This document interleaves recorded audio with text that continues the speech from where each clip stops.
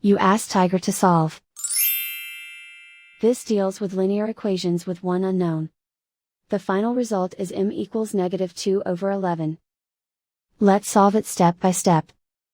Group all m terms on the left side of the equation. Add 7m to both sides. Group like terms.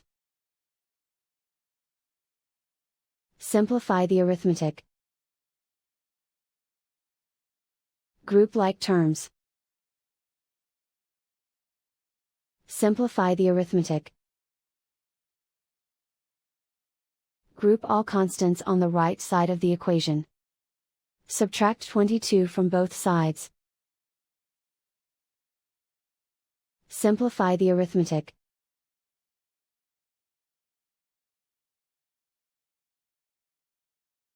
Isolate the m. Divide both sides by 22. Simplify the fraction. Find the greatest common factor of the numerator and denominator.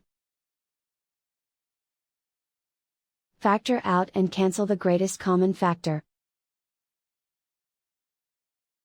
And so the final result is m equals -2/11.